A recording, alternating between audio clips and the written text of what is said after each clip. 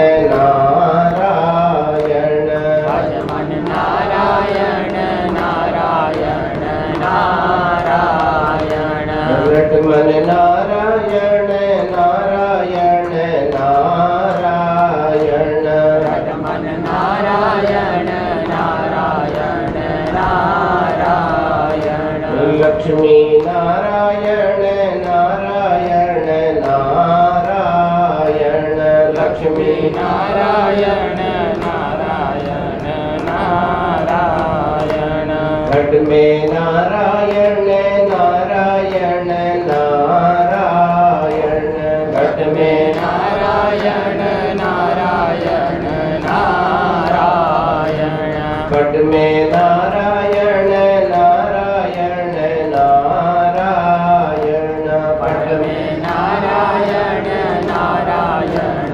नारायण भजमन नारायण नारायण नारायण भजमन नारायण नारायण नारायण रटमन नारायण नारायण नारायण रटमन नारायण नारायण नारायण रटमन नारायण नारायण नारायण रटमन नारायण नारायण नारायण प्रेम से बोलो श्री सीताराम भगवान की श्री राधा कृष्ण भगवान की श्री ऋषिकेश भगवान की श्री गंगा मैया की धर्म की अधर्म का प्राणियों में विश्व का गो हत्या गौ माता की सनातन धर्म की आदि गुरु शंकराचार्य भगवान की परम पूज्य शिवावतार धर्म सम्राट स्वामी श्री करपात्री जी महाराज की अपने अपने गुरुदेव भगवान की हरा हरा महादेव।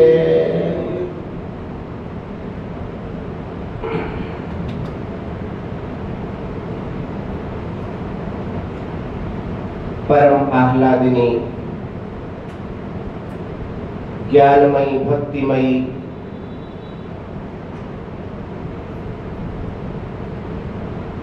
संसार का सदा सर्वदा कल्याण करने वाली परम पवित्रा माँ गंगा के कोटिशः पावनतम पादार बिंदु में प्रणति पूर्वक यहाँ के अधिष्ठात्री देवताओं को प्रणाम करते हुए समादरणीय इस दिव्यतम भवन के सम्मानित सभी पदाधिकारीगण, देश देशांतर से पधारे हुए राग रसिक श्रद्धालु महानुभाव, यशोदा स्वरूपा मातृशक्ति, सभी का अभिवंदन करते हुए उस दिव्य सत्संग धारा में अवगाहन करने का सौभाग्य प्राप्त हो रहा है। आज हम अपने पूर्व जन्मों की सराहना भी कर रहे हैं कि जहां पर देश के नहीं संपूर्ण विश्व के उत्कृष्ट कोटि के तपस्वी मनस्वी महापुरुषों की वाणी का श्रवण करने के लिए पूरी दुनिया जहां पर एकत्रित हुआ करती है, आज उसी पावनतम प्रांगण में अपनी तुतलाती हुई वाणी को आप सब तक पहुंचाने का एक सत्प्रयास किया जा रहा है, ये भगवान की ही महती अनुकंपा है। अखिल कोटि ब्रह्मांड नायक सर्वेश्वर महेश्वर जगदीश्वर परमपिता परमेश्वर श्रीमन नारायण भगवान की महती अनुकंपा जब जीव पर होती है और जीव के जन्म जन्मांतर कल्प कल्पांतर युग युगांतर के पावन पुण्य पुंज उदित होते हैं, तब देवोपम देव दुर्लभ मानव योनि प्राप्त करके वेद पुराण इतिहास प्रतिपादित सनातन धर्म का अवलंबन कर आसार भवसागर से तरने का सुंदर अवसर प्राप्त होता है। भगवान की महती अनुकंपा से उस परमपिता परमेश्वर ने अपनी अप्रतिम कृति मनुष्य तन को प्राप्त करके 83,99,999 योनियों को से अलग करके अर्थात मच्छर खटमल न बना करके अपने अप्रतिम कृति मनुष्य तन को बना करके यहाँ पर प्रेषित किया है। ये भगवान की अहित की कृपा है। वही भगवान जीवों के उद्धार के लिए वर्णाश्रम की रक्षा करने के लिए समय समय पर कभी भगवान बन करके कभी महापुरुष बन करके उनके विभूति के रूप में समय समय पर प्रकट हुआ करते हैं। चाहे उसमें आदि गुरु शंकराचार्य भगवान हो, चाहे निम्बार्काचार्य जी भगवान हो, रामानुजाचार्य महाराज हो, रामानंदाचार्य महाराज हो, वल्लभाचार्य हो, और चाहे हमारे धर्म सम्राट जी महाराज हो, चाहे स्वामी जी महाराज हो, ये सब महापुरुषों की कृपा, ये सब हमारे जन्म जन्मांतर की साधना का परिणाम है। और उस साधना में सत्संग अमृत का कार्य किया करता है। सत्संगी व्यक्ति बनना बहुत कठिन है, लेकिन जो लोग सत्संग से अनुराग किया करते हैं, सत्संगी बन जाया करते हैं, वो अमलात्मा विमलात्मा परमहंस ज्ञानी की कोटि में प्रवेश किया करते हैं। इसलिए सज्जनों, आप लोगों का सौभाग्य है कि कोई 1 मास पर्यंत, कोई 2 मास पर्यंत यहाँ पर निवास करके एक तरफ गंगा मैया का स्नान करके दर्शन करके अपने तन को पुलकित करता है, तो दूसरी ओर महापुरुषों की वाणी को श्रवण करके अपने मन को भी पुलकित करने का कार्य करता है। जहाँ पर तन और मन दोनों पवित्र हो जाते हैं, जहाँ पर दृश्य और दर्शन एक हो जाया करता है, वहीं पर तो ब्रह्म का बोध हुआ करता है। और उसी ब्रह्म का बोध कराने वाला जो दिव्य निवास है, दिव्य स्थल है, उसी को गीता धाम कहा जाता है, गीता भवन कहा जाता है। ये कोई साधारण भवन नहीं है। आप स्मरण करो, ये रज कहाँ मिलेगी? ये दुर्लभ रज है, ये रज दुर्लभ है। एक तरफ पाश्चात्य संस्कृति इतनी दिनों दिन उत्तरोत्तर वृद्धि को बढ़ती चली जा रही है, वो पाश्चात्य संस्कृति की नजर हमारे इस दिव्य भवन को न लगे और आप सब लोगों को न लगे। जिस दिन हम लोगों ने मात्र ये विचार कर लिया कि हमको पाश्चात्य संस्कृति का अनुकरण नहीं करवाना है, अभी तो पाश्चात्य संस्कृति में जीने वाले लोगों को प्राच्य संस्कृति का पाठ पढ़ाना है, बस समझ लो हम लोग जग गए। जब तक हम उनकी संस्कृति को नहीं बदलेंगे, जब तक उनके तन और मन को पुलकित नहीं करेंगे, तब तक भारतीय संस्कृति अधूरी है। भारतीय संस्कृति को कण कण में हम लोगों को पहुंचाना है, और उसी पहुंचाने के लिए सत्संग अपना कार्य किया करता है। ये महापुरुष अपना कार्य किया करते हैं, ये गंगा मैया अपना कार्य किया करती है। इसलिए प्रेम से एक बार गंगा मैया की।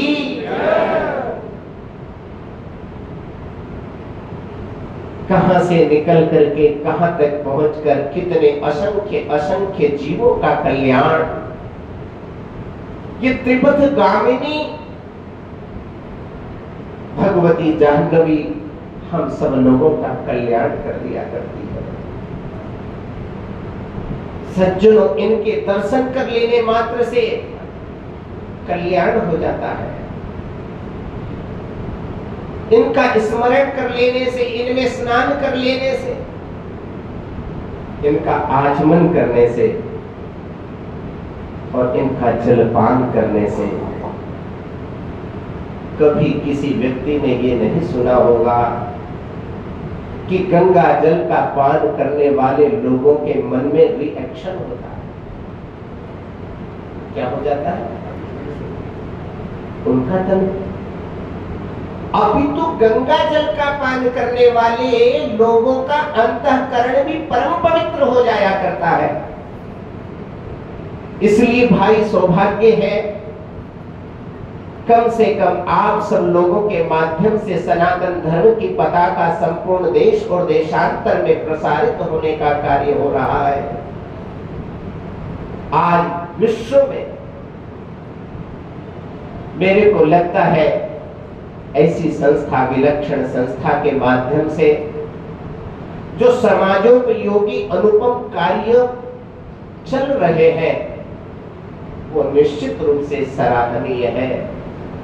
जहां के वृक्षों में राम का दर्शन है, जहां के स्थल में राम का दर्शन है, जहां के रज में राम का दर्शन है, तो क्या वहां पर रहने वाले लोगों को देख करके या उनके मन में राम का दर्शन नहीं होगा? जब हमारी लीला, जब हमारा धाम और जब हमारा नाम और काम एक हो जाता है, सज्जनों, जीवन उन्मुक्त हो जाता है, अर्थात मुक्त हो जाता है। वो उस तत्व को प्राप्त कर लेता है जिस तत्व की प्राप्ति के लिए जन्म जन्मांतर तक जीव साधना करता रहता है, परंतु ये निश्चित नहीं होता कब कल्याण होगा, कब भगवान इस भवसागर से हमको तारेंगे, हमारा कल्याण करेंगे। परंतु सज्जनों, ये निश्चित है जिन जिन भक्तों ने, श्रद्धालु जनों ने सत्संग का अनुराग किया है, शास्त्रों का अनुसंधान किया है, महापुरुषों के मार्ग का आश्रय लिया है, भगवान का आश्रय लिया है, चाहे नाम का लिया हो, चाहे भगवान की लीला का लिया हो, चाहे भगवान के धाम का लिया हो, चाहे भगवान के काम का लिया हो, सज्जनों, वह व्यक्ति संसार में रहते हुए भी जीवन मुक्त ही कहलाता है। बोलो आनंद कंद श्री कृष्णचंद्र भगवान की। हम भी सौभाग्यशाली हैं कि इस बार हमको आप सबके दर्शन करने का सौभाग्य प्राप्त हो रहा है। विगत बहुत वर्षों से, लगभग 10 वर्षों से हमारे परम पूज्य श्रद्धेय गुरुदेव श्री त्र्यंबकेश्वर चैतन्य जी महाराज का दर्शन आप लोग कर रहे होंगे। उनकी पवित्र वाणी को श्रवण करने का सौभाग्य आप सब लोगों को प्राप्त हो रहा होगा। परंतु संस्था की व्यवस्था के कारण से कहिए या हमारे भाग्य में ऋषिकेश भगवान नहीं थे ये कहिए, वो आत्मसात आपका और हमारा नहीं हो पा रहा है। इस वर्ष भी पूज्य महाराज श्री इस समय साधना में रत होने के कारण और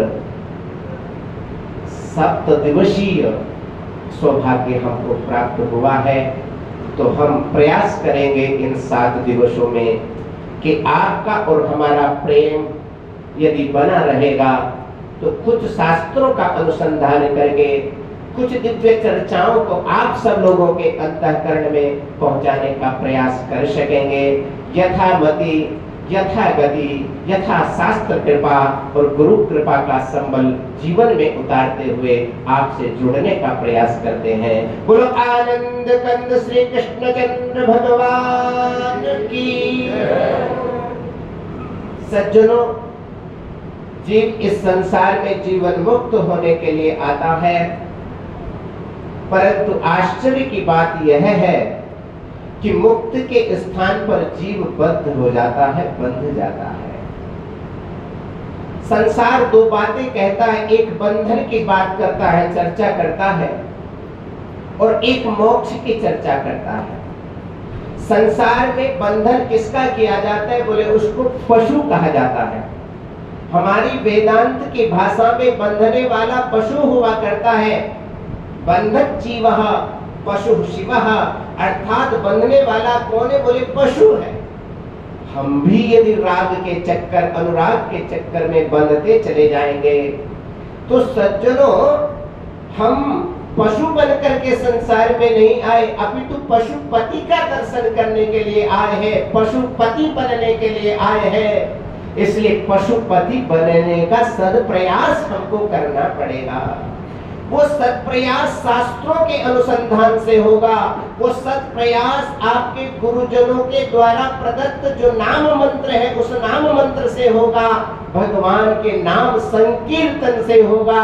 आपने एक नहीं अनेक कथाएं श्रवण करी होंगी, परंतु ये कभी श्रवण नहीं किया होगा कि आज तक किसी सत्संगी व्यक्ति का कल्याण न हुआ हो। जब भी श्रवण किया होगा, बोले अमुक व्यक्ति ने, सज्जन ने अमुक कर्म करके इस सत्संग का लाभ लेकर के अमुक लक्ष्य की प्राप्ति कर ली, ये निश्चित रूप से व्यक्ति ने श्रवण किया होगा। इसलिए सज्जनों, हम लोग घर को छोड़ करके, व्यापार को छोड़ करके, दूर दूर से चल करके इस दिव्यतम धाम में पहुंचे हैं। यहाँ पर अपने मन को आत्मा राम बना लो, अपने विलक्षण आत्मा में रमण करने लग जाओ। वो विलक्षण आत्मा सद असद अर्थात सत्य का और असत्य का विवेक जिसके अंतःकरण में स्फुटित हुआ करता है, उसी को विवेक कहा जाता है। और उसी विवेक का आश्रय लेकर के, सहारा लेकर के व्यक्ति जीवन मुक्त हो जाया करता है। इसलिए बंधन में जाने की आवश्यकता नहीं है, बंधने की आवश्यकता नहीं है, अपितु महाराज हमको मुक्त होने की आवश्यकता है। क्या होने की आवश्यकता है? हमको मुक्त होने की आवश्यकता है। तो मुक्त कैसे होंगे? सबसे पहले संसार से मुक्त होना है। तो क्या संसार में रहते हुए अपनी पत्नी को, अपने बच्चों को, अपने परिवार को, अपने व्यापार को सबका त्याग करने? बोले नहीं नहीं, इन सबका त्याग नहीं करना। भगवान में और भगवान की माया में कोई अंतर नहीं है। जैसे आपका हृदय है और कोई कहे कि पीठ न हो और हृदय का दर्शन हो, जैसे भगवान है, भगवान की माया माने उसकी छाया है। जैसी आपकी काया और वो काया की माया माने बोली छाया, जैसे काया की छाया उस काया से अलग नहीं होती, उसका पार्थक्य दिखलाई नहीं पड़ता, ऐसे भगवान और भगवान की माया को भी आप अलग नहीं कर सकते। परंतु पहचानने की आवश्यकता है, वो भगवान वस्तु क्या है, भगवान की माया वस्तु क्या है। क्योंकि माया का प्रपंच बहुत विस्तृत हुआ करता है। उस माया को समझने के लिए ही इन सदशास्त्रों की और गुरुजनों की आवश्यकता हुआ करती है। भगवान को समझने के लिए शास्त्रों की आवश्यकता की जरूरत नहीं, भगवान की माया को समझने के लिए, क्योंकि माया इतनी अखिल विश्व प्रपंच में प्रभावी है। भगवान समझ में आएंगे कि नहीं आएंगे, परंतु भगवान की माया तो बाल्य काल से ही समझ में आने लग जाया करती है। आती है कि नहीं आती बात? छोटा सा बालक हो और उसको भी बढ़िया कर कराता हुआ 500 का नोट दो तो वो बालक भी पकड़ना चाहता है, छोड़ना नहीं चाहता। पकड़ना चाहता है ना, वो भी पकड़ना चाहता है उस माया को। ये संपूर्ण सृष्टि के अंदर जितना यावत प्रपंच का दर्शन हम लोग कर रहे हैं, ये क्या है? ये भौतिक जगत पूरी भगवान की ही तो माया है। इसको बनाने वाला कौन है? इंसान है। वो इंसान क्या है? बोले वो भगवान का ही तो अपना सेवक है, भगवान का ही कार्य कर रहा है।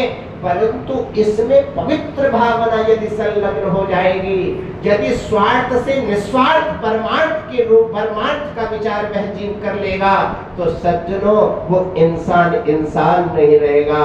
उसी को कुछ दिनों के बाद में लोग कहेंगे, अरे नहीं नहीं भाई, वो तो बहुत बड़े दानी सेठ जी हैं, या वो भगवान के ही अवतार हैं, या वो महापुरुष हैं, या वो साधु हैं, या वो संत है, इस प्रकार की उपमा आप लोगों को प्राप्त हो जाया करती है। इसलिए सज्जनों, हमको इसी संसार के अंदर रह करके भगवान का और भगवान की माया का दर्शन करते हुए उस तत्व को प्राप्त करना है, जिस तत्व की प्राप्ति पुरुषार्थ चतुष्टय के माध्यम से हुआ करती है। जो पुरुषार्थ चतुष्टय प्रत्येक जीव का कल्याण किया करता है, उसमें धर्म से कक्षा प्रारंभ हुआ करती है, मोक्ष पर अवसान हुआ करता है। जिस कक्षा में, जिस संसार में पहला नाम धर्म का है, अंतिम नाम मोक्ष का है, जहाँ जिस दूसरी कोई संस्कृति नहीं है, दूसरा कोई संसार नहीं है, देश नहीं है, जहाँ पर धर्म से प्रारंभ हो करके मोक्ष पर अवसान होता हो, एक भारतीय संस्कृति ऐसी है जिस संस्कृति में धर्म से कक्षा प्रारंभ होती है और व्यक्ति के चले जाने के बाद भी हम उसका सनातन धर्म का संस्कार करते रहते हैं। इसलिए ये मनुष्यकृत नहीं है, मानवकृत नहीं है, ये तो हमारी निश्वासें हैं, वो भी आपकी और हमारी नहीं, ब्रह्मा जी महाराज की निश्वास है, जिनको जानने के लिए लाखों लाखों करोड़ों करोड़ों वर्षों तक त्याग और तपस्या के प्रभाव से कोई कोई एक विलक्षण मंत्र जिनको समझ में आता है, उनको हमारे यहाँ ऋषि कहा जाता है।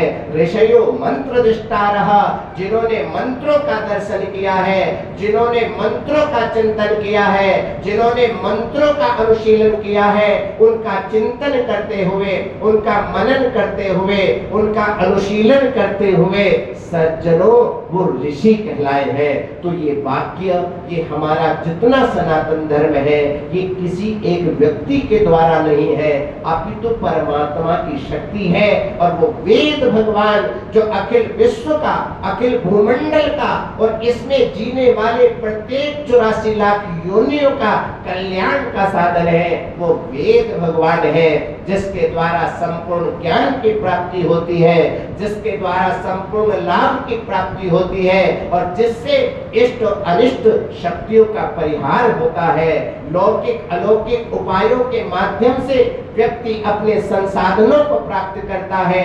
अपनी इष्ट की प्राप्ति करना, अनिष्ट का परिहार बतला देना, यही उपाय जो बतलाता है उसको वेद भगवान कहा जाता है। उसी वेद भगवान को बतलाने के लिए, उसी वैदिक संस्कृति का विस्तार करने के लिए महर्षि वेदव्यास भगवान ने 4 उपवेदों को व्यासकृत किया है। उनको 18 पुराणों को, 18 उपपुराणों को, नाना प्रकार के उपनिषदों को, धर्मशास्त्र को पंचम वेद के रूप में महाभारत को ख्यापित किया है। उस ख्यापन करने का उद्देश्य मात्र एक है कि हम किसी भी प्रकार से पुरुषार्थ चतुष्टय को प्राप्त करके धर्म, अर्थ, काम और अंत में मोक्ष को प्राप्त कर सके। यही उद्देश्य श्री वेदव्यास भगवान का रहा है, यही उद्देश्य महर्षि वाल्मीकि जी महाराज का रहा है, यही उद्देश्य भारत के विलक्षण संत महापुरुषों का रहा है, यही उद्देश्य आपके पूर्वजों का रहा है और यही उद्देश्य आज भी आपका और हमारा सबका बना हुआ है। बोलो आनंद कंद श्री कृष्ण चंद्र भगवान की। इस प्रकार से सज्जनों, हम पुरुषार्थ की चतुष्टय की चर्चा करते करते धर्म से जो कक्षा प्रारंभ होती है, प्रायः कुछ लोग हमसे ऐसा पूछा करते हैं कि महाराज धर्म और कर्म ये अलग अलग वस्तुएं हैं या एक ही है?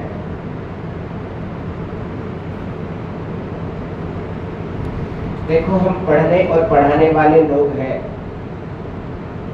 कैसे लोग हैं?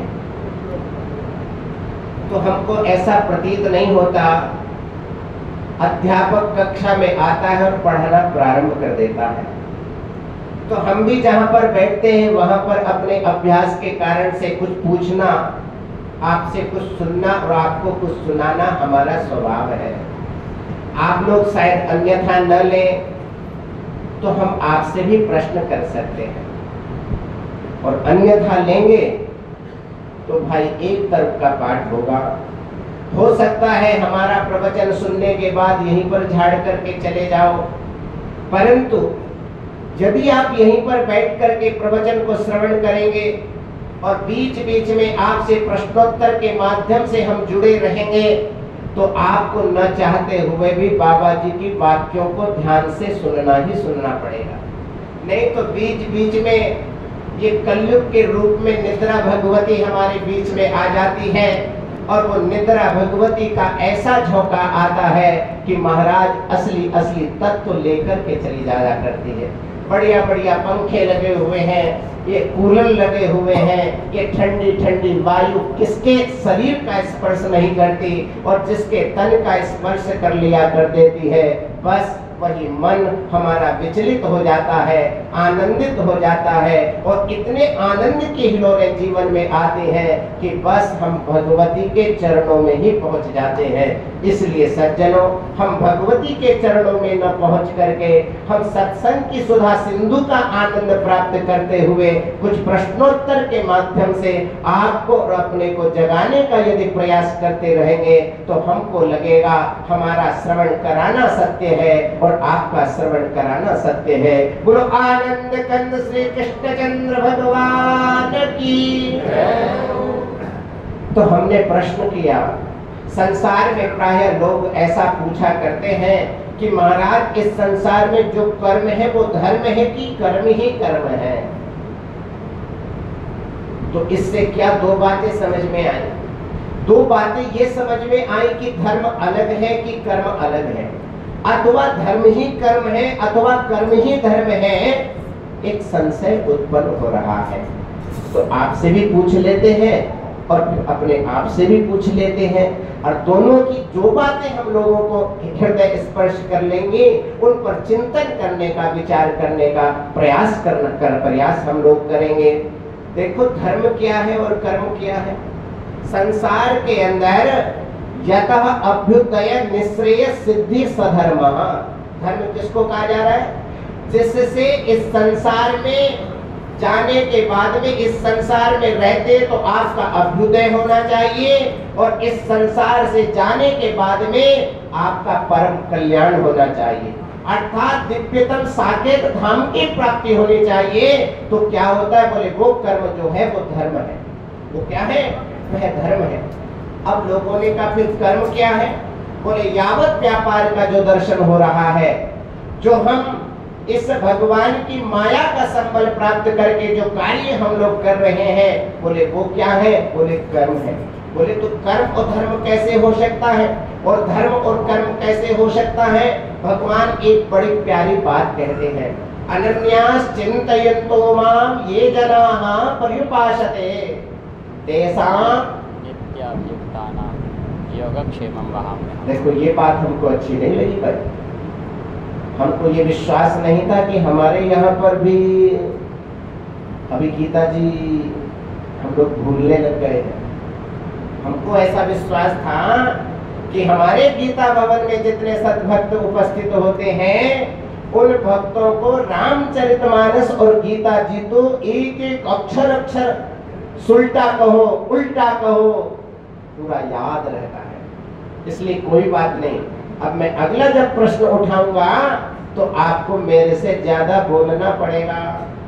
हम कम बोलेंगे, आप अधिक बोलेंगे, तो उसमें क्या कहा जा रहा है?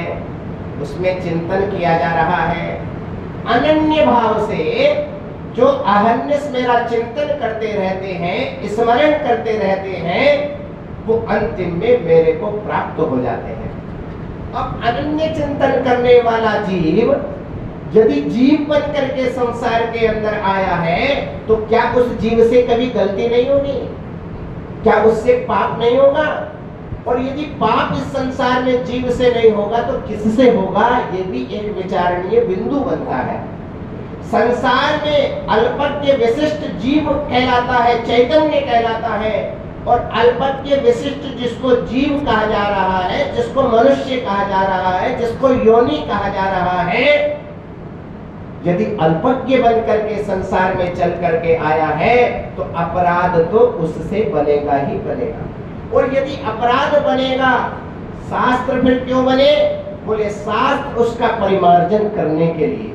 गलती हमसे हुई, आपका कुंडल टूट जाया करता है, आपका ब्रासलेट क्या बोलते हैं सर? अच्छा ब्रासलेट, चलो सर हम तो ब्रश समझते थे, आज ब्रास समझ लेते हैं। उस ब्रासलेट टूट जाया करती है, आपकी चूड़ियां कदाचित टूट जाया करती हैं, उनको क्या करते हो? खजाने में रख देते हो कि आप स्वर्णकार के पास में ले जाते हो? आप स्वर्णकार के पास में ले जा करके उस स्वर्ण को प्रदान कर देते हो और कहते हो भाई दूसरी बना करके दे देना। वो दूसरी बना करके देता है आपको, आप उसको धारण कर लेते हो। ठीक उसी प्रकार से हमसे कदाचित गलती हो जाती है, पाप कर्म हो जाता है। पाप कर्म हो जाए बुरा नहीं, परंतु उसकी द्वारा पुनरावृत्ति होना गलत है, पाप है, महापाप है। उसकी पुनरावृत्ति न हो। एक बार यदि हमसे पाप हो गया, हम उसको धो डालेंगे, प्रक्षालित कर डालेंगे, जला करके राख कर देंगे। जैसे स्वर्ण को ले जा करके स्वर्णकार उसको जला करके गला करके उसको खरा बना दिया करता है, उसी प्रकार से सज्जनों पूरे व्यक्ति को पकड़ करके गुरुजन उसको तपा करके जला करके शास्त्रों की प्रताड़ना दे करके शास्त्रों को समझा करके नाम मंत्र की महिमा को बदला करके सज्जनों उसको भी तपस्वी बना दिया करते हैं। जब आप तपस्वी बन जाया करते हैं, मनुष्य बन जाया करते हैं और कार्यम वसादेयम देहम वपादेयम, या तो कार्य को संसाधन कर लूंगा या अपने देह का त्याग कर दूंगा, ये पवित्र भावना जब हमारे हृदय में आ जाया करती है तो शास्त्रों को जीवन में हम लोग उतारने लग जाते हैं। जब शास्त्रों को जीवन में उतारने लग जाते हैं तो वहां पर किया गया कर्म धर्म बन जाता है, वहां पर किया गया कर्म धर्म बन जाया करता है। जो व्यक्ति धर्म को नहीं समझ रहे हैं वो कर्म को भी नहीं समझ सकते। ध्यान दीजिएगा, जो व्यक्ति धर्म को नहीं समझ रहे हैं वो अपने कर्म को कदापि नहीं समझ सकते, क्योंकि हमारे यहाँ धर्म के अतिरिक्त तो कर्म है ही नहीं। संसार हो, संसार की माया हो, आप लोग गृहस्थ हो, गृहस्थ के जितने कार्य हैं वो सब धर्म की प्राप्ति के लिए है।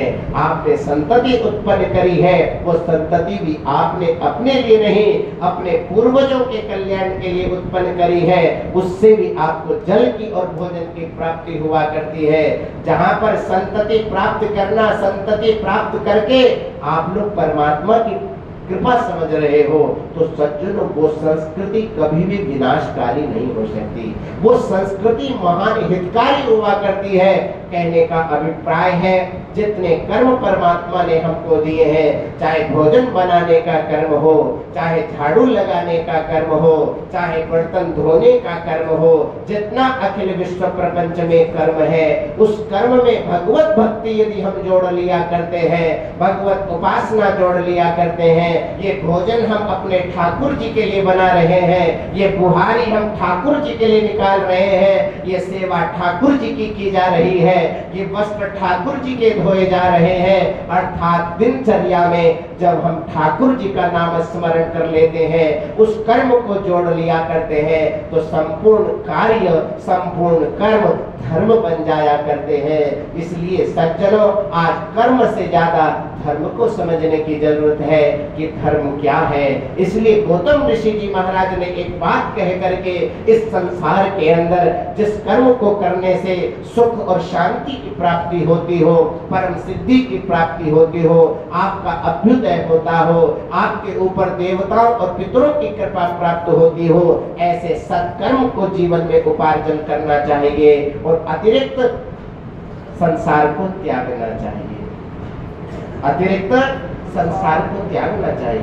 कहा कि अतिरिक्त संसार को बोले हाँ, आप चलते हुए व्यक्ति से कोई बात नहीं करते हो या करते हो, करते भी हो तो उसी से बात करते हो जिसको आप चिन्ह रहे हैं, जिसको आप पहचान रहे हैं। उसको तो राम जी बोलोगे, नहीं तो सब व्यक्ति को आप राम जी भी बोलने के लिए तैयार नहीं हो।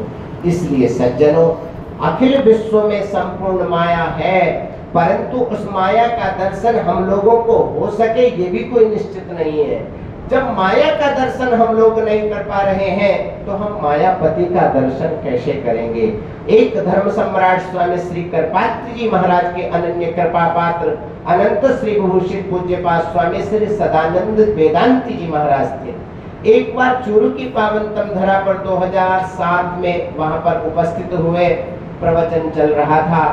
प्रश्नोत्तरी माध्यम से महाराज श्री प्रवचन किया करते थे।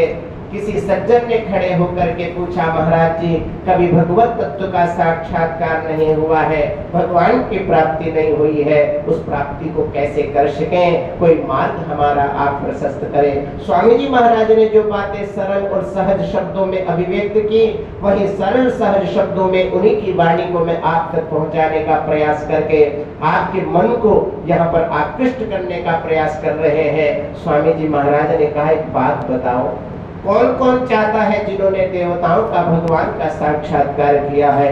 बहुत सारे लोगों ने हाथ उठाया। हम आपसे भी पूछ लेते हैं, यहाँ पर आने वाले बहुत सारे श्रद्धालु महानुभाव हैं, आपने किन किन ने भगवान का दर्शन किया? सेठ जी महाराज ने भगवान का दर्शन किया, पूरी जगत पूरा संसार जान रहा है।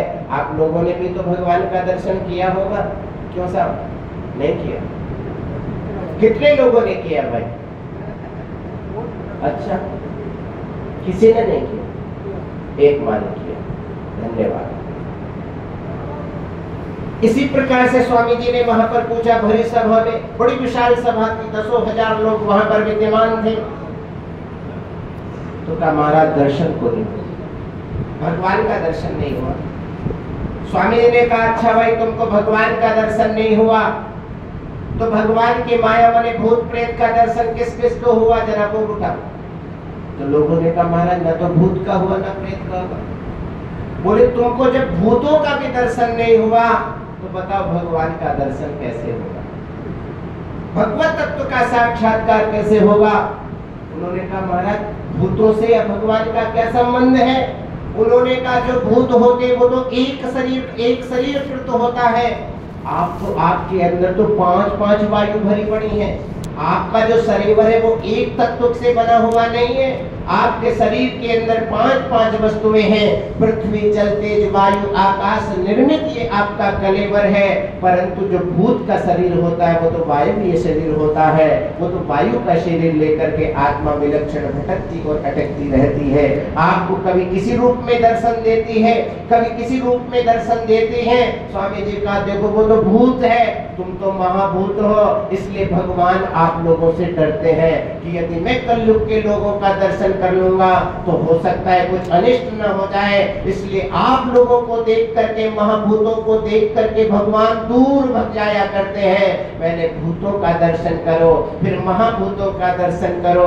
जब भूतों का दर्शन हो जाएगा, जब महाभूतों को हम लोग समझ लेंगे, तब भगवत तत्व का दर्शन सज्जनों ऊपर नहीं होगा, नीचे नहीं होगा, दाएं नहीं होगा, बाएं नहीं होगा, और जब भी होगा आपके अंदर होगा, आपके उजाले के अंदर होगा। इसी बात को वेद व्यास भगवान और हमारे वेद भगवान भी कहते हैं कि महाराज उसी की साधना करो। उसी तत्व का साक्षात्कार करने के लिए सत्संग की आवश्यकता है, उसी तत्व का साक्षात्कार करने के लिए शास्त्रों की आवश्यकता है, उसी तत्व को समझने के लिए वेदों को जानने की आवश्यकता है। इसलिए सज्जनों, हम तत्व तक तत्व को समझ सकें, हम धर्म को समझ सकें, इसलिए धर्म वस्तुतः हम धार्मिक बने, धार्मिक बनने का नाटक न करें। धार्मिक बनना और धार्मिक होना ये अलग अलग वस्तुएं हैं, जैसे साधु होना और साधु बनना, ये दोनों अलग अलग वस्तुएं हैं। साधु बनता नहीं है, साधु तो जन्म से ही हुआ करता है। साधु कोई बन नहीं सकता, जिसके जन्म जन्मांतर, कल्प कल्पांतर, युग युगांतर की साधना परिपूर्ण हो जाया करती है, तब इस संसार के कलमशों से उन्मुक्त होकर के जीव अपने पूर्व जन्म का स्मरण करते हुए और भगवान की कृपा का सहारा लेकर के उस दिशा में बढ़ने का प्रयास करता है, जिस दिशा में भगवत तत्व का साक्षात्कार अनायास पूर्वक हो सकता है। परंतु हम तो बन करके भी भटकते रहते हैं। अटकते रहते हैं, जिस माया प्रपंच को त्याग करके आप यहाँ पर गीता भवन में विराजमान हो सज्जनों, परंतु मन विचलित रहता है। यहाँ पर बैठ करके भी मन को यदि आप अन्यत्र रखोगे तो सज्जनों उतना आनंद नहीं आएगा। जब तक आप सत्संग का श्रवण करो, जब उसके उपरांत जब आप अपने अन्य कार्यों में व्यस्त हो जाओ तो महापुरुषों की निकली हुई वाणी का स्मरण करो। पहली कक्षा श्रवण की कक्षा आती है। आपने सत्संग को सुना, ये बहुत अच्छी बात है, परंतु सत्संग को सुनने के बाद में सत्संग को आपने गुना, आपने उसका चिंतन किया, मनन किया, ये बहुत बड़ी बात है। और इतने से कार्य नहीं चलता। जब तक सत्संग को हम जीवन में नहीं उतारेंगे, जब तक हम लोगों की दिशा और दशा बदलने वाली नहीं है। भारतीय संस्कृति की दिशा बदलना प्रत्येक सनातनी जीव का कर्तव्य होना चाहिए। 140 करोड़ देश में, 140 करोड़ लोगों के देश में भारतीय संस्कृति का विस्तार उतनी गति से नहीं हो पा रहा है जिस गति से अन्य संप्रदायों का विस्तार देखने को प्राप्त हो रहा है। इसमें कोई दूसरा कारण नहीं है, इसमें हम और आप ही कारण है। हम लोगों ने गांव-गांव में जाना बंद कर दिया है, हम लोग शहरों में अटक करके रह गए हैं। और महाराज आज बड़े लोग भी, उन लोगों ने भी अपने गांवों को त्यागना जैसा प्रारंभ कर दिया है। हमको गांव को त्यागना नहीं है, आज पुनः गांव को पकड़ने की आवश्यकता है, क्योंकि भारतीय संस्कृति का विस्तार और वहां उस संस्कृति का संरक्षण यदि कोई धारा कर सकती है तो वो ग्राम से प्रारंभ होकर के शहरों तक पहुंच सकती है। इसलिए प्रत्येक व्यक्ति को, प्रत्येक जीव को सनातनी बनना चाहिए। और उस सनातनी बनने के लिए हम प्रायः कहा करते हैं 24 घंटा आप परमात्मा को नहीं दे सकते, जो दे रहे हैं अहोभाग्य है, जन्म जन्मांतर की साधना है, उनके पूर्वजों की कृपा है, देव कृपा, गुरु कृपा, पितृ कृपा, समाज कृपा, प्रकृति कृपा। इतनी कृपा के माध्यम से व्यक्ति उस दिशा में बढ़ने का प्रयास किया करता है। इसलिए सज्जनों, हम सभी लोग आशा कर रहे हैं कि प्रकृति का संरक्षण करना भी परमात्मा का ही कार्य है। किसका करना? प्रकृति का संरक्षण करना भी परमात्मा का कार्य है। इसलिए प्रकृति का संरक्षण हम जितना अधिक से अधिक कर सकेंगे वो भगवान की ही सेवा माना जाएगा। आज प्रकृति का विघात तो होता हुआ दिखलाई पड़ रहा है, परंतु प्रकृति को बढ़ाने का कार्य हम लोगों ने उस स्तर में कम कर दिया है। उसी का क्षोभ कभी किसी रूप में, कभी किसी रूप में हम लोगों को प्राप्त हुआ करता है। हम इधर उधर न भटक करके अब आपको उस दिशा में ले जाने का प्रयास कर रहे हैं जिस दिशा से हम लोग उन्मुक्त हो जाया करते हैं। संसार में अनुराग रखते हुए भी परम लक्ष्य की प्राप्ति हो जाया करती है, परम तत्व का साक्षात्कार हो जाया करता है। उसी को हमारे यहाँ पर परमात्मा को प्राप्त करने के लिए ज्ञान भी कारण है, हमारे उसी परमात्मा को प्राप्त करने के लिए भक्ति भी कारण है, और उसी परमात्मा का दर्शन करने के लिए वैराग्य भी कारण है। किन्हीं सज्जनों को ज्ञान के माध्यम से, किन्हीं महापुरुषों को भक्ति के माध्यम से, किन्हीं महापुरुषों को वैराग्य के माध्यम से जब उत्कट भक्ति हमारे जीवन में अनुस्यूत होती है तो सज्जनों वो भक्त बन जाता है, भक्ति नृत्य करने लग जाती है। भक्त जब भक्ति का आश्रय प्राप्त करके चिंतन करते करते, विचार करते करते, मंथन करते करते डूब जाया करता है, तभी सज्जनों आनंद की अनुभूति हुआ करती है। आप प्रातः काल गंगा जी में स्नान करते हो कि नहीं, पहले ये बताओ। करते हो? कितनी बार करते हो? 3 बार करते हो। तो जब गंगा जी में स्नान करते हो तो वहाँ पत्थर भी पड़े हुए रहते हैं ना? तो पत्थर से बचने के लिए क्या करते हो? गहरे जल में जाते हो कि जहां पर गहरा नहीं रहता, पत्थर पड़े रहते हैं, वहीं स्नान करते हैं।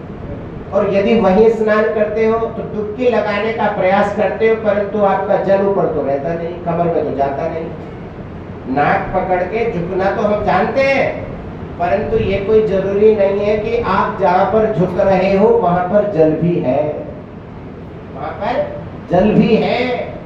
ठीक उसी प्रकार से जैसे गंगा जी में अगाध जल में जाकर के आप जब अवगाहन करते हो, डुबकी लगाते हो, तो आनंद की अनुभूति होती है। किसकी अनुभूति होती है? आनंद की अनुभूति होती है। उसी आनंद की अनुभूति ज्ञानी लोगों को, श्रेष्ठ जनों को, तपस्वी लोगों को कंदराओं में बैठ करके उस मंत्र का साक्षात्कार हो जाता है। जिस मंत्र का जप करते हैं, उसका चिंतन करते करते, मनन करते करते, अभ्यास करते करते सज्जनों उनका जीवन संवर जाता है, उनका जीवन संवर जाता है। महर्षि वाल्मीकि जी महाराज को इस संसार में कौन नहीं जानता, क्या थे और क्या बन गए। जो लोग क्या करते, महाराज हमारे भाग्य में तो है ही कोणी। अरे भाई, थारले भाग्य में कोणी तो किसके भाग्य में? हम लोग ही, आप लोग ही जब अभ्यास करोगे, बारंबार किसी चीज का अभ्यास करोगे, अभ्यास जन्य उस तत्व की प्राप्ति आप लोगों को हो जाएगी। आपसे राम नहीं निकलेगा, चिंता मत करो, मरा बोल लो। अरे मरा मरा बोलते हुए एक स्वर आएगा, उस स्वर की लहरी में मरा शब्द छूट जाएगा, राम शब्द निकल के आ जाएगा। और सज्जनों, वही राम शब्द उच्चारण करते करते आपके प्राणों का उत्सर्ग यदि हो जाएगा, तो हो सकता है कि जिस व्यक्ति ने पूरे जीवन राम जी का नाम स्मरण न किया हो, स्मरण किया हो, परंतु फिर भी कोई जरूरी नहीं है कि अंतिम श्वासों पर राम जी का नाम मंत्र आ जाए, ये कोई जरूरी नहीं। इसलिए सज्जनों, आनंद की प्राप्ति हम लोगों को अंदर से हुआ करती है, वो अनुभव जन्य हुआ करती है। इसलिए परमात्मा प्रत्येक रग रग के अंदर व्याप्त है, इसको समझना चाहिए। आप ही लोग बोला करते हो, बिना परमात्मा की कृपा के बिना तो महाराज पत्ता भी को नहीं हिला, एक पत्ता भी नहीं हिलता। जब परमात्मा की कृपा के बिना पत्ता भी नहीं हिलता तो विचलित होने की आवश्यकता क्या है। लेकिन संसार जिस समय संकट के भंवर में डूबता है, उस समय बहुत विचलित होता हुआ दिखलाई पड़ता है। उसी समय ये धर्मशास्त्र, इन शास्त्रों की गाथाएं अपना कार्य किया करती हैं, संत जन अपना कार्य किया करते हैं, महापुरुष लोग अपना आशीर्वाद दे करके उस समय को टपाने का कार्य किया करते हैं। क्या करते हैं? समय को टपाने का कार्य किया करते हैं। जो लोग समय का यापन कर दिया करते हैं, सज्जनों, समय निकल जाता है और समय निकलने के बाद पुनः वही आनंद की धारा, राम की धारा बहने लग जाती है। उसी राम की धारा को श्री नारद जी महाराज आज बहा रहे हैं। कौन बहा रहे? नारद जी महाराज। और नारद जी को आप समझ लो, नारद जी महाराज का मतलब है जीवात्मा और परमात्मा के बीच की कड़ी। नारद जी का मतलब क्या है? जीवात्मा और परमात्मा के बीच की कड़ी। वो जीवात्मा परमात्मा से मिलने के लिए चलता है, बस बीच में नारद जी का दर्शन हो जाए। संसार में जिस वस्तु को नारद कहा जाता है वो ठीक नहीं है। इधर की उधर करने वाले लोगों को नारद की उपमा दी जाती है, परंतु हमारे धर्म शास्त्रों में इधर से उधर करने वाले लोगों की उपमा नारद से नहीं, नारद की उपमा उसको दी जाती है जो जीवात्मा को परमात्मा से जोड़ दिया करता है। क्या करता है? जो परमात्मा से जोड़ने का कार्य किया करता है, वो नारद कहलाने का अधिकारी है, वो नारद बनने का अधिकारी है। नहीं तो भाई, जैसे अग्नि शब्द के उच्चारण मात्र से आपका हाथ नहीं जलता है, आपकी वाणी नहीं जलती है, इसका मतलब है कि उस अग्नि में शक्ति नहीं है। हमारे यहाँ शब्दों में शक्ति सन्निहित है, शब्दों में शक्ति सन्निहित है। लोगों ने कहा शब्दों में भी शक्ति होती है, बोले हाँ, शब्दों में शक्ति होती है। आप जैसे श्रद्धालु जन, लाखों करोड़ों लोग भगवान सूर्य तक के धाम तक नहीं पहुंच पाते हैं, परंतु आप लोग प्रातः काल स्नान करके, गंगा मैया में स्नान करके, गंगा मैया में खड़े होकर के भगवान सूर्य के लिए अर्घ्य दान करते हो कि नहीं करते हो? भगवान सूर्य के लिए अर्घ्य दान करते हो। कितनी बार करते हो साहब? कितनी बार? एक बार,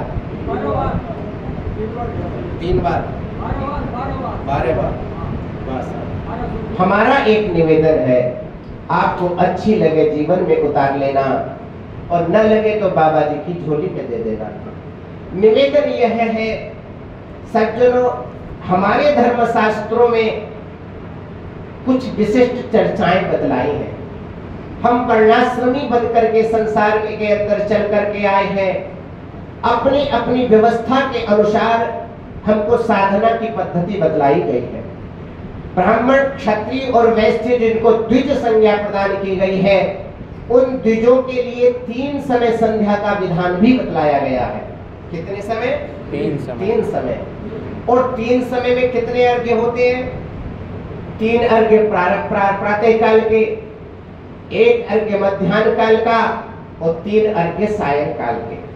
3, 3, 6 और 1, 7। और वो अर्घ्य कब के हैं? वो अर्घ्य जब के हैं जब आप सूर्योदय हुआ नहीं हो, तारे दिखलाई पड़ रहे हो, उस समय जब भगवान सूर्य के लिए अर्घ्य दिया जाता है तो हम 3 अर्घ्य देने के अधिकारी होते हैं। जब भगवान सूर्य निकल करके आ जाते हैं तो प्रायश्चित अर्घ्य हमको देना होता है, तो हमको 4 अर्घ्य देने पड़ते हैं। कितने अर्घ्य देने पड़ते हैं? 4 अर्घ्य देने पड़ते हैं।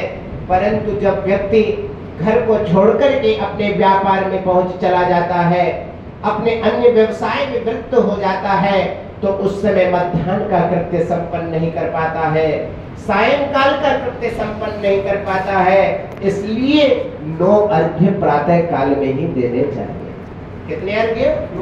9 बार अर्घ्य भगवान सूर्य को देना चाहिए। तो 9 बार अर्घ्य यदि दोगे तो आप एक्स्ट्रा प्रदान नहीं कर रहे हो, अभी तो आपने उस काल को भी उसी समय अभिनिवेश करके आपने उन अर्घ्य को प्रदान कर रहे हो। तो मध्याह्न में जो आपका दोष लग रहा था उस कर्म को न संपादित करने से अब कम से कम आपको दोष नहीं लगेगा, हम दोष भाजी नहीं होंगे। इसलिए 9 अर्घ्य प्रातः काल के समय ही दे करके भगवान का नाम स्मरण, मध्याह्न के समय जितना हो सके उतना नाम स्मरण, सायंकाल के समय पर नाम स्मरण, और आकर के जिस गति के अनुसार आप अपना कार्य संपादित करते हैं, संध्या वंदन आदि कर्म संपादित करते हैं, करना चाहिए। परंतु जो व्यस्त, अतीव व्यस्त लोग हैं, उन लोगों को प्रातः काल के समय ही 9 अर्घ्य देने चाहिए। ऐसा एक हमारा भाव है। तो नारद जी महाराज एक विशिष्ट ज्ञाता है। वो भगवान के पुत्र होने के कारण से भगवान भी है, और संपूर्ण दुनिया में अपने विशिष्ट ज्ञान के माध्यम से न जाने कितने भक्तों को भगवान का दर्शन कराने का सौभाग्य जिनको प्राप्त हो रहा है। ऐसे श्री नारद जी महाराज का जो विलक्षण भक्ति सूत्र है, उन्होंने 100 सूत्र हमको जीवन में प्रदान किए हैं। कितने सूत्र? यद्यपि असंख्य सूत्र हैं। आज से लेकर के 14 तारीख पर्यंत जितने सूत्रों की हम लोग चर्चा कर सकेंगे, केवल सूत्र को बोलना हो तो एक ही दिन में बोले लिया जाए, परंतु उस सूत्र को जब जीवन में घटाना होता है, शास्त्रों में बांधना होता है, शास्त्रों के अनुसार चलना होता है, तो सज्जनों जीवन की दिशा और दशा बदलने लग जाती है। यद्यपि कोई विषय स्पष्ट जैसा यहाँ से हमको संकेत नहीं हो पाया था, तो हम सोच रहे थे क्या बोलें क्या बोलें क्या बोलें, इस प्रकार का ऊहापोह मन में बना हुआ था। आप सब लोगों का दर्शन करते करते करते करते ऐसा पवित्र भाव अभी उत्पन्न हुआ कि बहुत सारी कथाएं आप लोगों ने समय समय पर श्रवण की है, और एक से बढ़कर एक महापुरुषों के वाणी का आश्रय प्राप्त किया है। अस्तु, हम उन कथाओं में न जाकर के उन कथाओं को नारद जी महाराज की आज्ञा के अनुसार उन भक्ति सूत्रों को जीवन में किस प्रकार से पिरोया जा सके, और वो सूत्र हमारे जीवन में किस प्रकार से उतर सके, जीवनोपयोगी सूत्रों को हम जीवन में उतारते हुए उनकी चर्चा करने का भाव उपस्थित हो रहा है। आप सबकी पवित्र भावना को देखते हुए, आप सबके मन को पढ़ते हुए, आप सबकी यदि आज्ञा हो तो हम इन सूत्रों पर चर्चा करने का प्रयास करें। तुलसी नारद जी महाराज की जय। नारद जी महाराज अद्भुत विलक्षण ज्ञान विज्ञान संपन्न महापुरुष, और आप जान रहे हैं कि ब्रह्मा जी महाराज के मानस पुत्र भी 10वें पुत्र के रूप में श्री नारद जी महाराज को, और नारद जी महाराज एक दासी के पुत्र हैं। लोग पूछा करते हैं, कहा करते हैं कि महाराज आपा क्या कर सका, भाई क्या नहीं कर सकते। यदि ये बात नारद जी महाराज दासी के पुत्र जिस समय थे ये विचार कर लेते, थोड़ा सा यदि ये विचार कर लेते कि मैं कहां तक पहुंच सकूंगा, तो क्या ब्रह्मा जी के मानस पुत्र बन पाते। उन्होंने ये विचार नहीं किया, उन्होंने ये नहीं, अपने को छोटा नहीं समझा। उन्होंने कभी ये विचार नहीं किया मैं तो जूठा पोटा खाने वाला, मेरी माँ किसी प्रकार से अपने कार्य से उन्मुक्त होकर के मेरे जीवन की यात्रा को संपन्न करती है। नारद जी महाराज ने अपने मन को छोटा करने का काम नहीं किया। नारद जी महाराज ने वो अनुपम कार्य किया जिस अनुपम कार्य को करके आज श्री ब्रह्मा जी महाराज के मानस पुत्र बने हैं। ये अपार सौभाग्य है। तो ऐसा आप विचार कभी मत लेकर के आना कि महाराज ज्ञान तो हमारे पास नहीं है, आप अज्ञानी है को नहीं, तपस्या अपने से होवे को नहीं, माला फेरने के वास्ते समय है को नहीं, गंगा जी में 12 महीना आपा रह को नहीं सका। तो ये विचार करने की जरूरत नहीं है। आप गंगा के किनारे नहीं रह सकते, कोई बात नहीं, आप गंगा मैया को अपने हृदय में धारण कर सकते, नहीं कर सकते। और गंगा मैया को जब हम अपने हृदय में धारण कर लेंगे तो जहां पर बैठ करके स्नान करेंगे वहां पर गंगा जी को बुला लो, यमुना जी को बुला लो, नर्मदा मैया को बुला लो, कावेरी को बुला लो, सिंधु को बुला लो, सरस्वती को बुला लो, और इन सबको बुला करके और सबके जल को मिश्रित करके उसमें अवगाहन कर लो। वो गंगा मैया का भी आशीर्वाद हो जाएगा, वो नर्मदा मैया का भी आशीर्वाद हो जाएगा, वो सरस्वती मैया का भी आशीर्वाद मिल जाएगा। सज्जनों, इसी प्रकार से हमारे बीच में श्री नारद जी महाराज का चरित्र है। नारद जी महाराज के ऊपर ब्रह्मा जी भी अनुपम कृपा बरसाते हैं तो भगवान विष्णु भी, और भगवान विष्णु जितनी बरसाते उससे ज्यादा भगवान शंकर भी। नारद जी महाराज को ये ज्ञान ही नहीं है कि मेरे ऊपर विलक्षण विशिष्ट कृपा कौन बरसा रहा है। बस भक्त की भक्ति अपनी होनी चाहिए, वो अपनी भक्ति का आश्रय लेकर के उसको ये ज्ञान न रहे कि मैं कितना बड़ा भक्त हूँ। ये जिस दिन उसको ज्ञान हो जाएगा मैं तो बहुत भजन करता हूँ, तो सज्जनों अधोमुखी हो जाएगा, पतन के मार्ग पर चलना प्रारंभ कर देगा।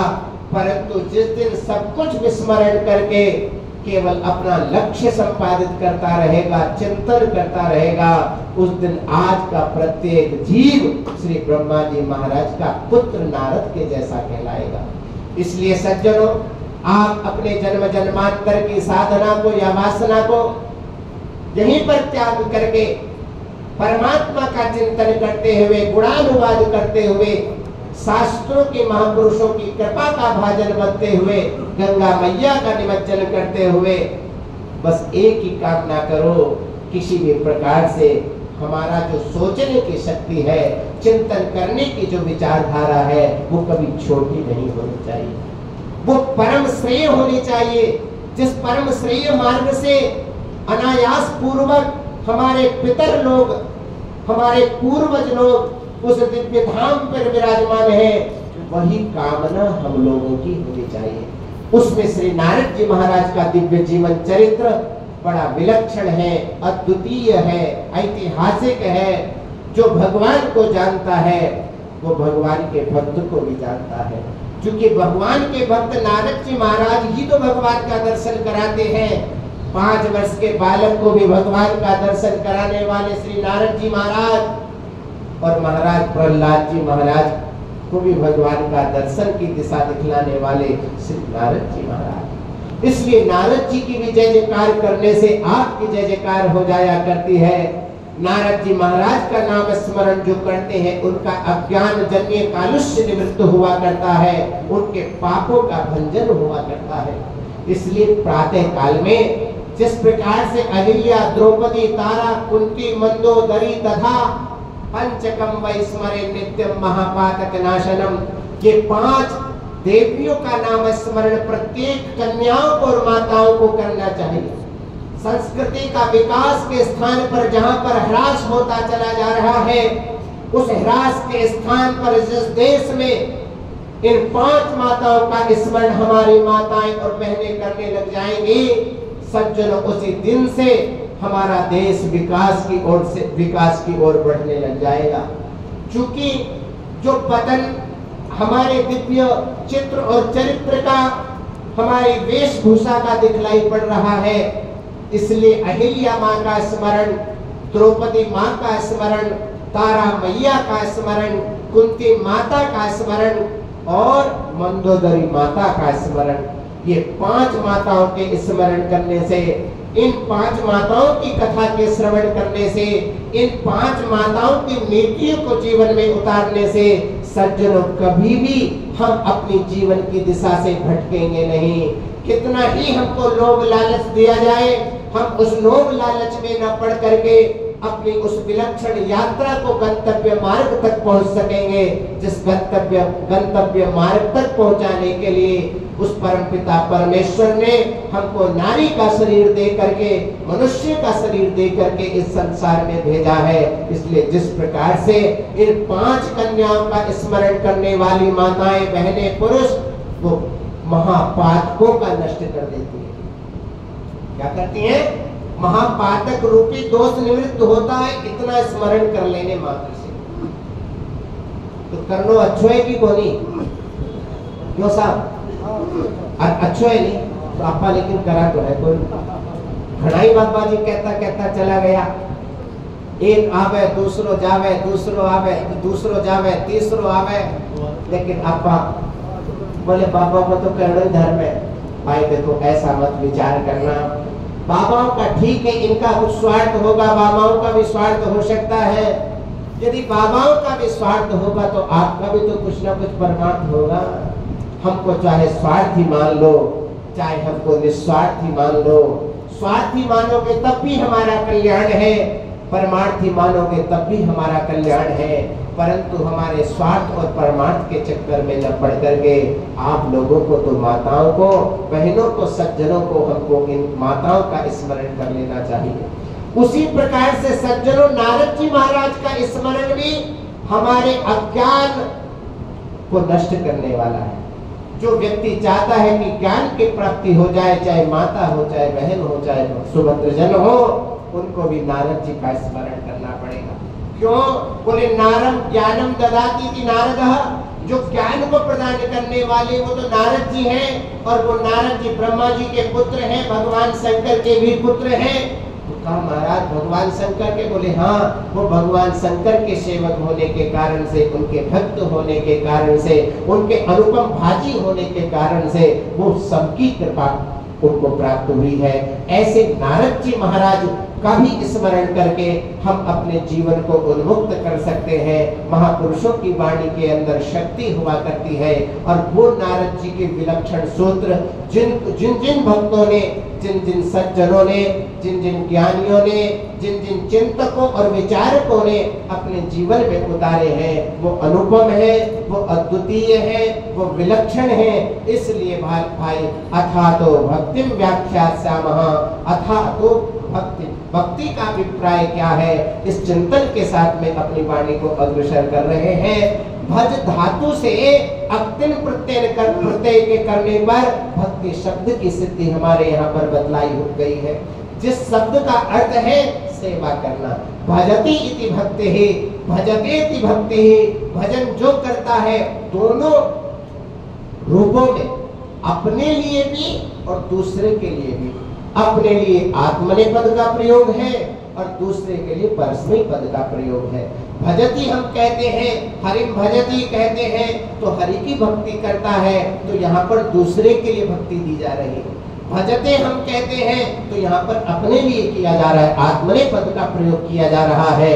इसी प्रकार से व्याख्या सामह, हम भक्ति की व्याख्या करने जा रहे हैं। तो वो भक्ति क्या है, बोले सेवा। अब सेवा के कितने रूप, भक्ति के कितने रूप, महर्षि गोस्वामी तुलसीदास जी महाराज ने कितनी नवदा भक्ति का वर्णन किया। हमारे श्रीमद् भागवतकार महर्षि वेद व्यास भगवान ने विलक्षण भक्ति का वर्णन किया। अर्चनम वंदनम दास्यम सख्यमात्म निवेदनम, उसी को रूपांतरित किया। और इतना ही नहीं, संसार के अंदर यावत माया प्रपंच दिखलाई पड़ रहा है, ये सब भक्ति है, ये सब भक्ति है। भक्ति के अतिरिक्त कुछ दिखलाई नहीं पड़ता। आप कहोगे महाराज ये बात समझ में नहीं आती, आप लोग लाल चश्मा लगाओ और हमको देखो। आप लोगों ने लाल चश्मा लगाया होगा, संपूर्ण संसार लाल ही लाल दिखलाई पड़ेगा। पीला चश्मा लगा करके देखोगे, संसार पीला ही पीला नजर आएगा। काला चश्मा लगा करके देखोगे तो संसार काला ही काला नजर आएगा। जिस प्रकार से उपकरण के भेद से लक्ष्य में भेद हो जाया करता है, उसी प्रकार से सेवा करने के भेद से सज्जनों भक्ति के लक्ष्य में भी भेद नजर आया करता है। यद्यपि उस परमात्मा ने अनुपम कृति मनुष्य तन को प्राप्त करके बना करके संसार में सेवा करने के लिए भेजा है, भजन करने के लिए भेजा है। भजन में और भक्ति में अंतर नहीं है, केवल प्रत्यय का अंतर है, मूल प्रकृति एक है। वहां पर भी भज है और वहां पर भी भज है। वो भज क्या है, बोली वो सेवा है। वो सेवा रूपी भक्ति जिसके जीवन में उतर के आ जाती है, वही मुकुंद तक पहुंच पाता है, वही मुकुंद का दर्शन कर पाता है, वही पशुपति बन पाता है।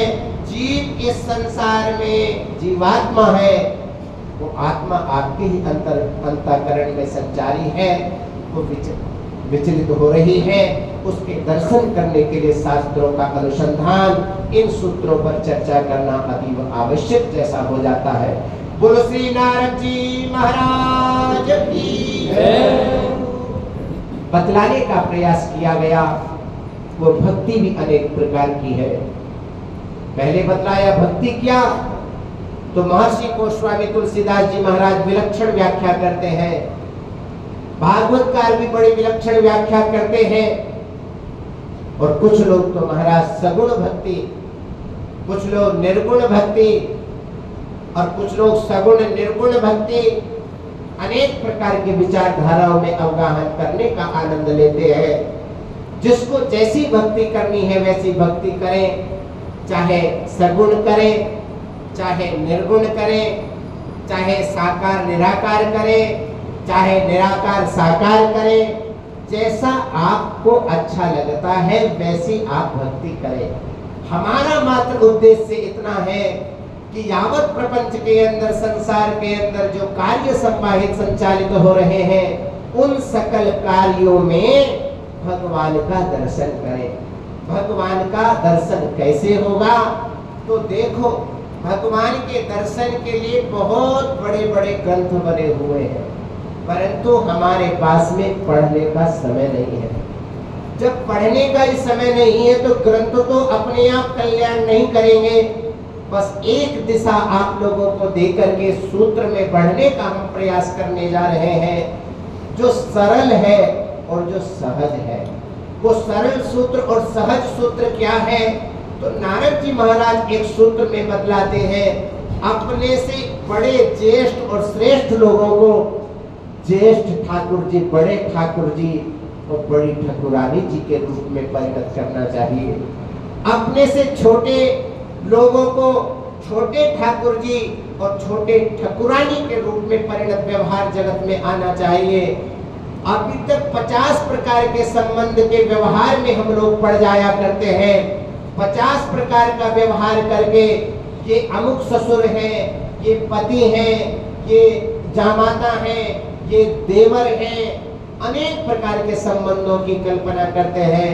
परंतु जिस दिन हम इन संबंधों को त्याग करके, संबंधों को त्यागने का मतलब है इन संबंधों में परमात्मा का दर्शन करते हुए बड़े ठाकुर ठकुरानी का दर्शन यदि कर लेते हैं, तो सज्जनों, इन्हीं लोगों में आप लोगों को एक दिन होगा आपको परमात्मा नजर आ जाएगा।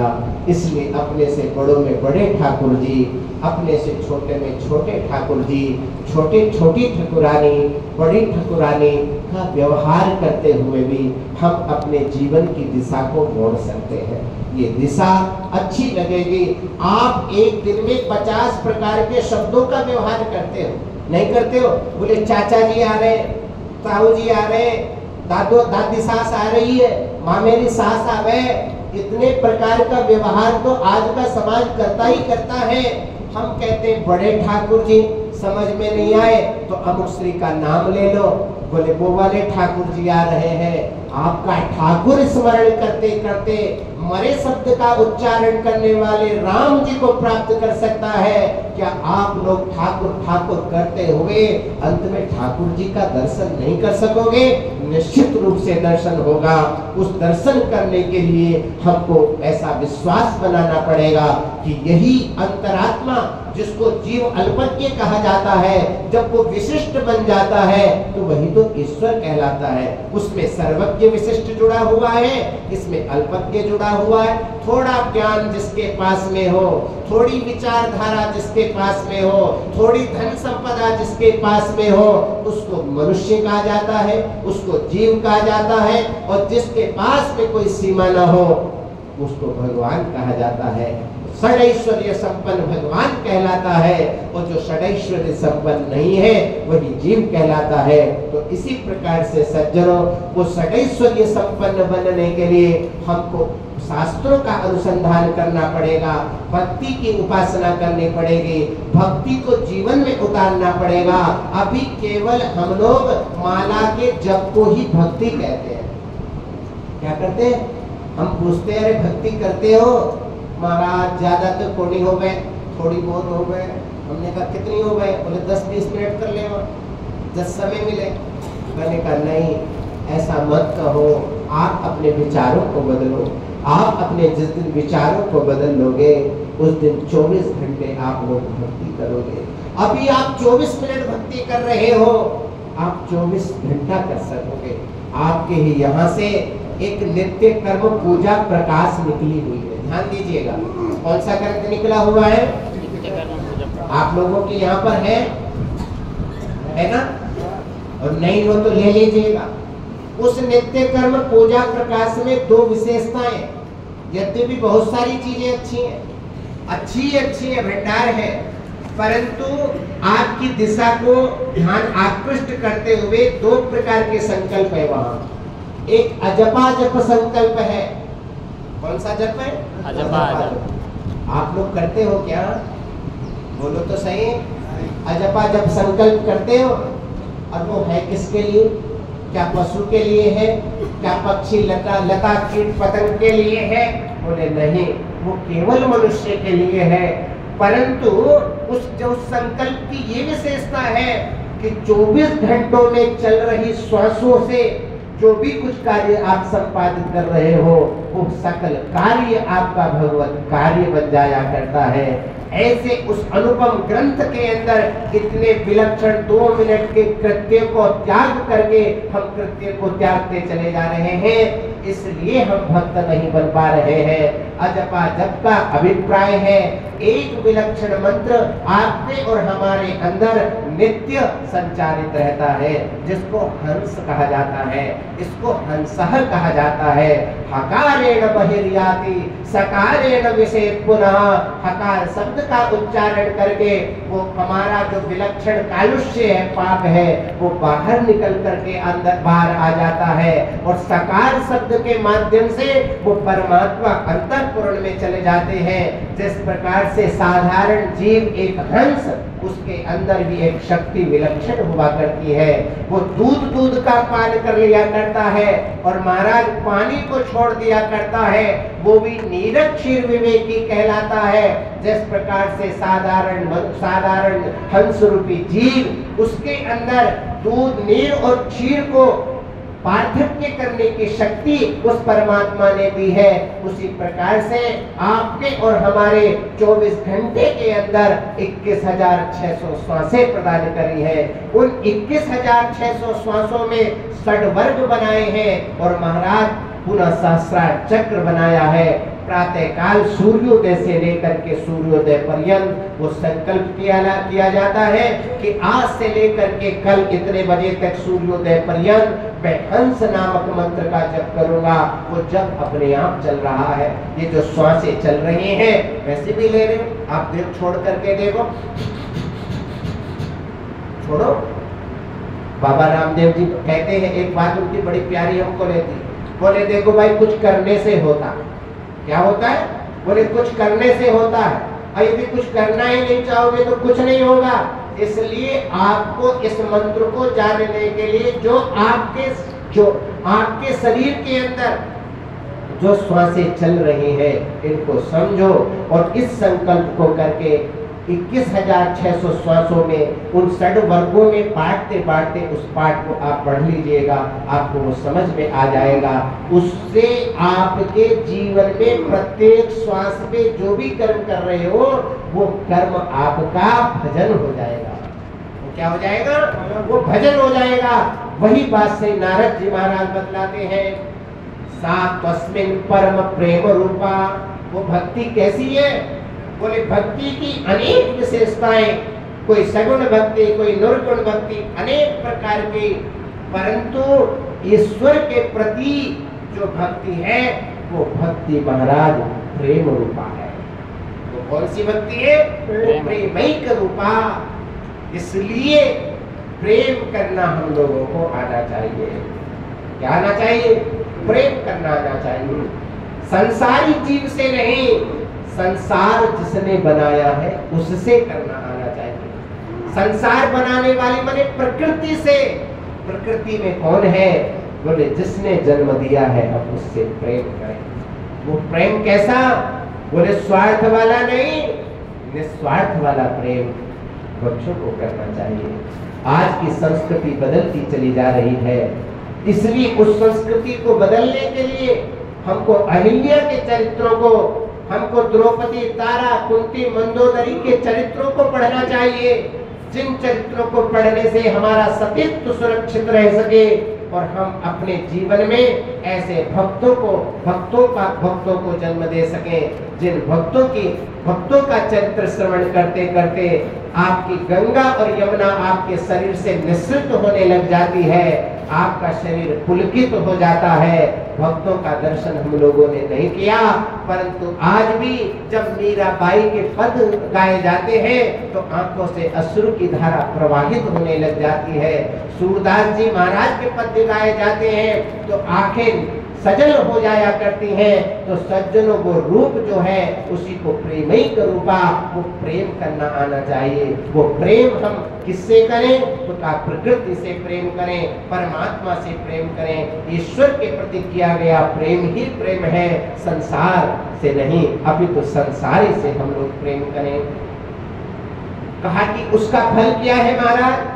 बोले अमृत स्वरूपाच। उस परमात्मा से किया गया जो प्रेम है, बोले वो क्या है? बोले अमृत रूप है। बोले अमृत है? बोले हाँ।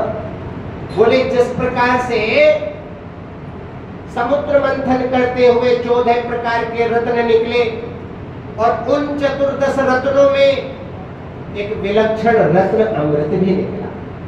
नहीं निकला? जिस अमृत का पान मोहिनी भगवान ने अवतार धारण करके अपने कर कमलों से देवताओं को पान कराया है, बोले एक तो वो अमृत है। और आप कह रहे हो कि सात तस्मिन परम प्रेम रूपा अमृत स्वरूपा च, यहाँ च शब्द लगा दिया। तो च शब्द का अभिप्राय क्या है?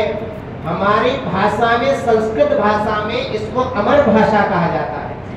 इस संस्कृत भाषा को दैवीय भाषा कहा जाता है, देवताओं की भाषा कहा जाता है। और इन देवताओं की भाषा में एक शब्द भी न अधिक हुआ करता है और एक शब्द के अनेक अर्थ हुआ करते हैं। तो यहाँ पर च शब्द का जो अभिप्राय है वो भी बड़ा विलक्षण यहाँ पर बतलाने का प्रयास किया गया है।